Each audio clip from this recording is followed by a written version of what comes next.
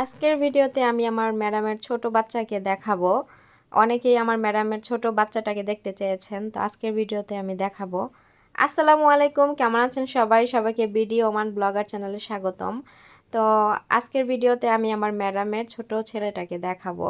আমি এতদিন দেখাই নাই, কেননা ও খুব ছোট ছিল আর আমি চাইনি যে এত ছোট বাচ্চাকে দেখানোর জন্য। আর যেহেতু আমার ম্যাডাম এই বাচ্চাটাকে নিয়ে খুবই সেন্সিটিভ, যেহেতু তার আরেকটা ছেলে আহ, কথা বলতে পারে না, এই জন্য সে এই ছোট বাচ্চাটাকে নিয়ে অনেক বেশি সেন্সিটিভ। খুবই যত্নে রাখে, খুবই আদরে রাখে, খুবই চোখে চোখে রাখে। তো সেক্ষেত্রে আমি এত ছোট কালে আমি ওর কোনো ছবি বা ভিডিও আমি দিতে চাইনি, কেননা আমি ভাবলাম যে একটু বড় হোক, বড় হলেই দিব। তো এখানে আমরা বিকেলে বাসার থেকে বের হইছি হচ্ছে রাতের খাবার কেনার জন্য। তো আমার ম্যাডাম আমাকে নিয়ে গেল সাথে করে, কেননা ওরা হচ্ছে খাবার অর্ডার করবে যার যার মতো পছন্দ করে। এই জন্য আমাকেও সাথে করে নিয়ে গেছে যে আমার পছন্দ মতো যাতে আমি অর্ডার করতে পারি। তো আমরা এই তো যাচ্ছিলাম, ভাবলাম যে আজকের দিনটা একটু মেঘলা মেঘলা, হালকা হালকা বৃষ্টিও হয়েছে। তো ওয়েদারটা এই সময় খুবই ভালো ছিল। তাই ভাবলাম যে আপনাদের সাথে পুরা আমার যে ওমানের যে আমি যে এরিয়াতে থাকি, তো সেই এরিয়াটা আপনাদের সাথে শেয়ার করি। আচ্ছা, আপনারা ওমানের যে বাহিরের যে ভিউগুলো এগুলো দেখতে থাকেন, তার সাথে সাথে আমি কিছু কথা আপনাদের সাথে শেয়ার করি। একজন আমার যোগ্যতা নিয়ে কথা বলেছে, আমার যোগ্যতা নাকি থালা বাসন মাজা, এটাই আমার যোগ্যতা। তো আমি তাকে বলতে চাই যে আপনি কি আপনার বাড়িতে থালা বাসন মেজে ভাত খান না? আমার আমার মনে হয় যে আপনি থালা বাসন মাজেন না, আর থালা বাসন মেজে ভাত খান না। আপনি মনে হয় আধোয়া থালা বাসনের ভিতরে রান্না বান্না করেন, আর আধোয়া প্লেটেই মনে হয় ভাত খান, আর আধোয়া গ্লাসেই ভাত খান। দেখবেন যে আমরা আমরা কিছু কিছু মানুষের বাসায় যখন আমরা যাই, তখন দেখবেন যে তাদের ঘরের পরিবেশ নোংরা, কিংবা তাদের থালা বাসন কিংবা তাদের গ্লাসে পানি খেতেও আমাদের কিন্তু ওইরকম একটা ঘৃণা লাগে, ঠিক আছে? অত পরিষ্কার করে তারা রাখে না। তো আমার মনে হয় যে এই ধরনের কমেন্ট যারা করে তারা ওই প্রজাতির লোক, তারা থালা বাসন জীবনেও ঘরে মাইজা কাজ করে না। তারপরে আসি যে পর্দার কথা বলে যে আমি পর্দা করি না, এটা ওইটা। ঠিক আছে, আমি পর্দা করি না, আমি কি কখনো বলেছি যে আমি এখানে ইসলামিক ভিডিও বানাই কিংবা আমি পর্দা করে চলি? আমি খুবই পর্দাশীল একজন মানুষ, আমি কিন্তু কখনো এটা বলি না। আমি বলেছি যে হ্যাঁ, আমি পর্দা প্রপারলি যে পর্দাটা করা উচিত আমাদের ধর্মে, সেটা আমি করি না। আর আমি সোশ্যাল মিডিয়াতে যেহেতু অ্যাক্টিভ এখানে, আর সেহেতু আমি প্রপারলি পর্দাটা আমি এখানে আমি মেনটেন করি না। হ্যাঁ, ভবিষ্যতে যদি আমার মনে আমার সময় হয় তখন আমি করব, কিন্তু সেটা আমার ইচ্ছে মতো। আমি আমার ভিডিওতে ইসলামিক কোনো কথাবার্তা, পর্দা নিয়ে কোনো কথাবার্তা, এই ধরনের কোনো কিছুই আমি তুলে ধরি না। আমি আমার লাইফস্টাইলগুলো তুলে ধরি। আমি একটা বাসাতে কাজ করি, সেইখানকার আম, জিনিসগুলাই আমি এখানে তুলে ধরি। তো এখানে আমাকে পর্দা নিয়ে কেন কমেন্ট করা হবে?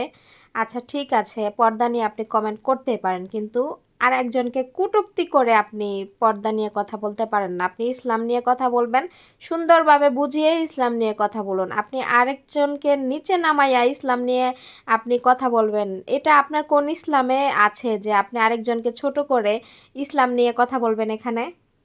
আমি ভিডিওতে পর্দা করি না, ঠিক আছে, কিন্তু আমি অত অত বেহায়াপনা আইসা ভিডিওতে করি না, অত বেলজ্জাভাবে আমি ভিডিওতে আসি না যে আমাকে পর্দা নিয়ে এখানে কথা বলতে হবে। আচ্ছা, আমি আগেও বলেছি, এখন বলছি যে আপনি যদি একজন ফরেস্টগার মানুষ হয়ে থাকেন, তাহলে আমার ভিডিও আপনার জন্য না। ইউটিউবে অনেক ফরেস্টগার হচ্ছে ভিডিও আছে, আম, অনেক ইসলামিক ভিডিও আছে, যারা অনেক ইসলাম নিয়ে কথা বলে, আপনি তাদের ভিডিও দেখুন, আমাদের ভিডিও আপনারা ক্লিক করবেন না। আজকে একটা সত্যি কথা বলি, আমি এতদিন এই কথাটা বলি নাই। আমার ভিডিওতে যারা আমাকে নেগেটিভ কমেন্ট করে, এসে আমার পোশাক আশাক নিয়ে, আমার পর্দা নিয়ে কথা বলে, ওই সমস্ত ব্যক্তিদের আমি দেখেছি যে ইউএসের যে লিমা আহ, একজন ব্লগার আছেন, তিনি কিন্তু সব সময় জিন্স প্যান্ট টি শার্ট এগুলা পরে ভিডিও বানায় তার ফ্যামিলি নিয়ে, ঠিক আছে? তো ওনার ভিডিওতে ওই সমস্ত মানুষ গিয়ে কমেন্ট করছে যে আপু আপনাকে খুব সুন্দর লাগছে। আমাকে কোনো দিন দেখছেন যে আমি জিন্স প্যান্ট পরে টি শার্ট পরে আমি ভিডিওর সামনে আসছি? আর যদি আমি টি শার্ট পরে ভিডিও করিও আমি আমার সাথে ওড়নাটা রাখার চেষ্টা করি। ওইরকম কখন আমাকে দেখছেন এরকম উশৃঙ্খলভাবে ভিডিওতে এসে করতে? ভিডিও তো অনেক মানুষই বানায়, আমাকে ওইরকম কোনো মুভমেন্ট করতে দেখছেন ভিডিওতে এসে? তারপর আপনারা কেন এই ধরনের কমেন্ট এসে করেন? আমি আবারও বলছি, যারা ইসলাম অনেক বেশি মেনে চলেন, অনেক পর্দা করেন চলেন, তাদের জন্য আমাদের ভিডিও না। প্রবাসী মেয়েদের ভিডিও আপনারা দেখেন না, আপনারা যেখানে ইসলাম নিয়ে কথা বলে সেসব ভিডিও দেখেন। এখানে এসে বড় বড় ইতিহাস লেখে আরেকজনকে ছোট করে কথা বলবেন। হ্যাঁ, আমার যোগ্যতা থালা বাসন মাজাই, এই যোগ্যতা দিয়ে আমি ভবিষ্যতে শ্বশুরবাড়ি গিয়ে থাকতে পারবো, কারণ শ্বশুরবাড়িতে রান্না বান্না থালা বাসন মাজতে পারলেই শ্বশুরবাড়িতে মনে করেন দাম পাওয়া যায়। আপনি হয়তো থালা বাসন মাজতে পারেন না, আপনি হয়তো থালা বাসন মাইজা কখনো খাওয়া দাওয়া করেন নাই, এজন্য মনে হয় আপনাদের মতো মানুষদের শ্বশুরবাড়িতে জায়গা হয় না, তাই অন্য একটা মানুষ ভালো থাকলে আপনাদের সেগুলো সহ্য হয় না। তারপরে আরেকজন কমেন্ট করছে যে বাংলাদেশ থেকে বিদেশে মেয়েরা কাজ করতে আসলে এটা নাকি এটা এটা হচ্ছে কি কি কি যেন বললো, মারহাম। হ্যাঁ, তারপরে আমার ম্যাডামের যখন বাসায় থাকে না, তখন আমার ম্যাডামের হাজব্যান্ড বাসায় থাকে, তো এগুলা নিয়ে আমাকে মানে খারাপ কথা বলছে উনি। তো আমি আপনাদেরকে বলি যে এই দেশের পুরুষ মানুষ না আপনাদের জামাইদের মতো না, যে ঘরে বউ রেখে আরেকটা মহিলা মানুষের সাথে পার্কে গিয়া ধরা খায়, কট খায়, ঠিক আছে? এই দেশে পুরুষ মানুষ ওই রকম না, বুঝছেন? তো কথাবার্তা ভেবেচিন্তে বললেন, আসলে এগুলার না মনে করেন যে কি যে করতে মনে চায়, আমি এগুলা নিয়ে কথা বলতে চাই না। তারপরও আমার এগুলা যে চলে আসে, এরা কী করে কমেন্ট বক্সে আইসা মনে করেন যে বড় বড় এক একটা ইতিহাস লেখে, মানে এত ইতিহাস লেখার সময় পাই কই আল্লাহ ভালো জানে। আপনাদের স্বামীরা কি করে বাসার ভিতরে আপনাদের রেখে তখন বাইরে গিয়ে ওই পার্কে গিয়ে অন্য মেয়ে নিয়ে ঘুরে, তখন গিয়া পার্কে গিয়ে অন্য মেয়েকে নিয়ে কট খায়, ঠিক আছে? তো এই দেশের মানুষ এরকম না, এই দেশের পুরুষ মানুষ মহিলাদের কথায় উঠে আর বসে। তো কথাবার্তা বলার আগে 10 বার ভেবেচিন্তে বলবেন, আর প্রবাসী মানুষদেরকে নিয়ে কথা বলার আগে ভেবেচিন্তে কথা বলবেন, নাইলে কিন্তু ও যে কি বলবো সেটা মানে ভেবেও পাবেন না যে কি বলবো আপনাদেরকে।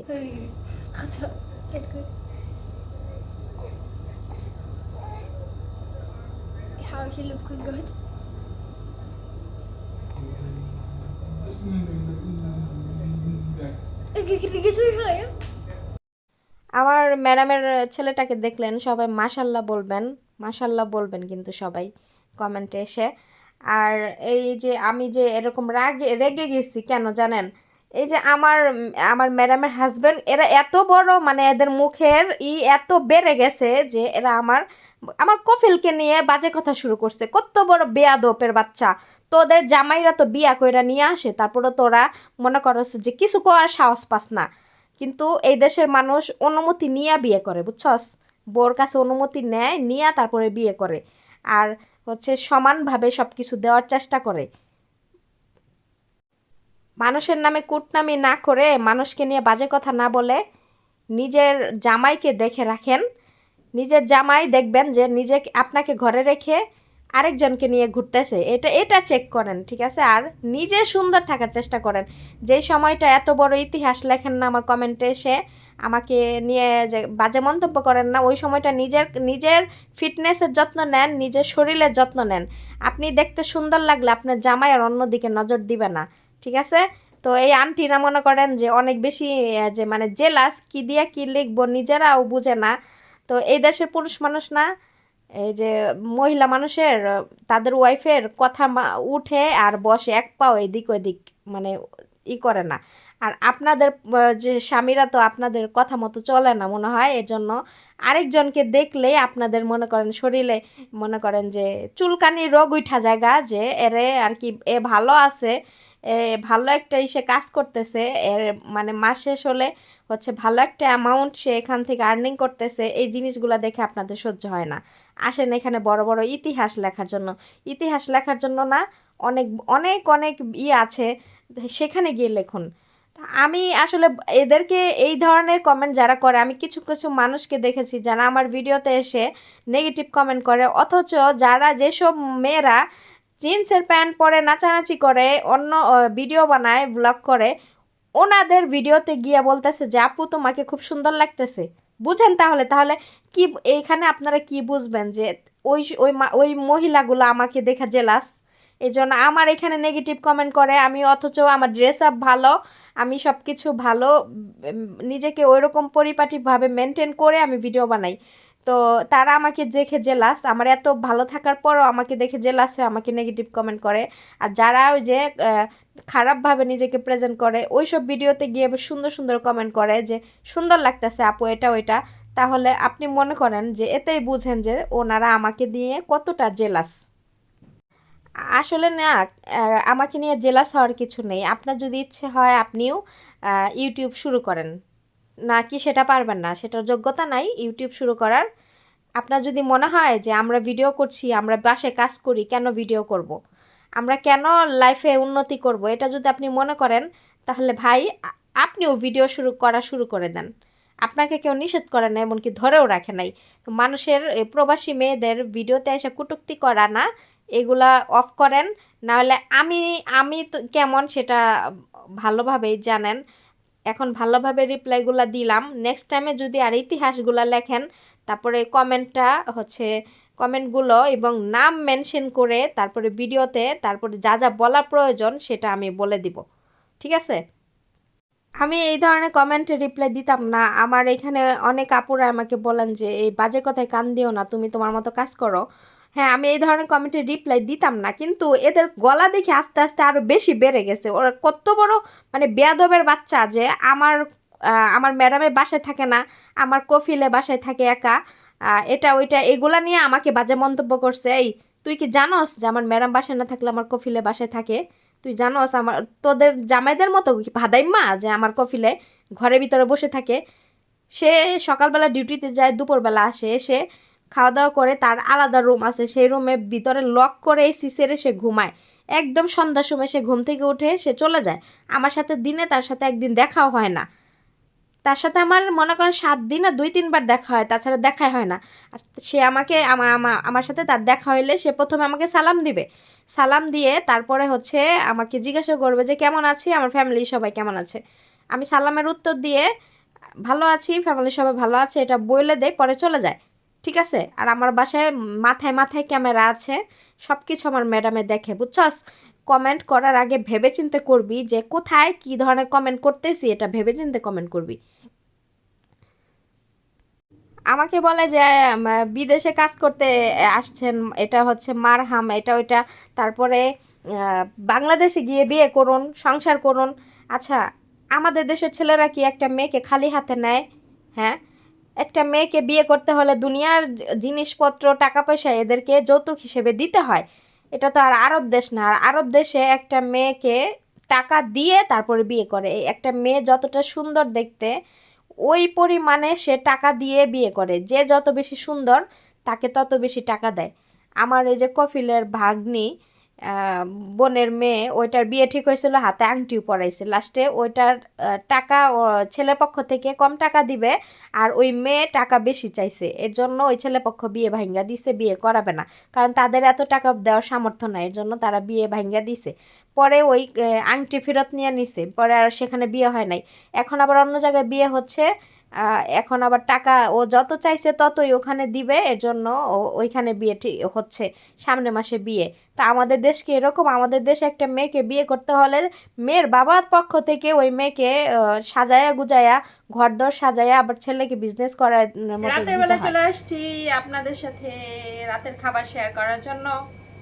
বিকেলবেলা আজকে রান্না বান্না ছিল না, পরে আমি কাপড় চোপড় ধুইলাম, তারপরে কাপড় চোপড় আয়রন করতেছিলাম, আর টুকটাক কাজ ছিল এগুলো করলাম, করার পরে এখন কাপড় চোপড় আয়রন করে ওইখানে বসে আছি, আমার মার সাথে কথা বলতেছিলাম। ওই মুহূর্তে আমার ম্যাডামের ছোট মেয়ে আমাকে ডাকছে, পরে আমি বললাম কি হয়েছে, বলতেছে যে বরকা পরার জন্য বাইরে যাবে। তো তাড়াতাড়ি করে বরকাটা পরে চলে গেলাম, মোবাইল সাথে নেই নাই। ভাবলাম যে মোবাইল সাথে নেওয়া এক ধরনের প্যারা, মোবাইলের জন্য নেই নাহলে আপনাদের সাথে বাহিরের পরিবেশ শেয়ার করতে পারতাম। তো যাই হোক, পরে আমার ম্যাডাম রেস্টুরেন্টে গেল, মেনু মেনুতে সবাই সবার যে যেটা খাবে সবাই সবার মতো খাবার চয়েস করলো। তো আমি এটা চয়েস করছি, আমি আর ফয়সাল সেম খাবার। আর আমার ম্যাডাম হচ্ছে বার্গার নিছে, আর আমার ম্যাডামের মেয়ে হচ্ছে মানে স্পাইসি জিঙ্গার মানে নিছে, এরকম একটা নাম, যাই হোক মেনুতে লেখা আছে, আমি ভুলে গেছি। আর ম্যাডামের মেচো মেয়ে আর ছোট মেয়ে ওরা আলাদা আলাদা নিছে, আর আমি এটা নিছি। পরে আমার এটা দেখে আমার ম্যাডামও বলতেছে যে ফয়সাল এরকমই দেই, কারণ ফয়সাল মানে সব খাবার খায় না, অনেক খাবার বেছে টেছে খায়। যেমন ধরেন আমি ওই দিনে যে শর্মা বানাইছি, তো হচ্ছে একটা আপু কমেন্ট করছিলেন যে এখানে মায়োনেজ দেয় না, চিজ দেয় না, সস দেয় না, কিছুই দেয় না, এটা কেমন লাগবে? তো বাচ্চারা তো বাচ্চারা ওই সস মায়োনেজ এগুলা খাইতে পছন্দ করে না, ফয়সালও ওগুলা খায় না, এজন্য ওগুলা ওদের ইসে দেওয়া হয় নাই। আর আমার ইসে আমিও নিজেও দেই নাই। এই যে এক্সট্রা সস আছে, এটা এটা ফ্রিজে থাকে, তো এটা আমি একটা না, তারপরে ওই যে শর্মা দিয়ে খাইছিলাম। তো এটা হচ্ছে আজকে রাতের খাবার। এখানে আলু ভাজা আছে, আর এই যে ভিতরে তান্দুরি চিকেন, আর উপরে যে একটা রুটি দিয়ে মানে এর মতো বানাই দিছে, রোলের মতো বানায় পিস পিস করে কেটে দিছে। তো আমার ম্যাডাম এরকম মানে আমি যখন বাংলাদেশে গেছি, বাংলাদেশে যাওয়ার মানে আমার ফ্লাইট হচ্ছে শনিবারে, বৃহস্পতিবারে আমার ম্যাডাম আমাকে রেস্টুরেন্টে নিয়ে গেছে, যাওয়ার পরে আমাকে মেনু দিছে, দিয়ে বলছে যে এখান থেকে খাবার চয়েস করতে, মানে আমার যেটা পছন্দ আমি সেটাই যাতে অর্ডার মানে মানে অর্ডার করবে সে। পরে আমিও আমার পছন্দ মতো খাবার চয়েস করছিলাম, পরে আমার ম্যাডাম ওইটাই অর্ডার করছে। মানে আমি দেশে যাওয়ার আগে আমার পছন্দ মতো খাবার সে খাওয়াই দিছে। আবার বাংলাদেশ থেকে আসার পরেও আরেক দিনও আমাকে ওইভাবে রেস্টুরেন্টে নিয়ে গেছিলো, ওই দিনও মেনু চয়েস করে খাবার অর্ডার করছি। আবার আজকেও সেম মেনু চয়েস করে খাবার অর্ডার করছি। তো সব কিছুর জন্য আলহামদুলিল্লাহ। আবার একটু মানে পার্কে নামাই দিছিল, আমি আমার ম্যাডামের 2-3 মেয়ে আর ওই ছোট বাচ্চা একটু পার্কে হাঁটাহাঁটি করছিলাম, আর আমার ম্যাডাম আর ফয়সাল গাড়িতে বসা ছিল। তো খাবার অর্ডার করছি, ওখানে হচ্ছে আধা ঘন্টা লেট হবে এগুলা বানাইতে, এই জন্য পার্কে নিয়ে গেছিল, ওখানে আমাদের নামাই দিয়েছে, আমরা একটু ভিতরে ঘোরাঘুরি করে পরে আবার আসছি। তো যাই হোক।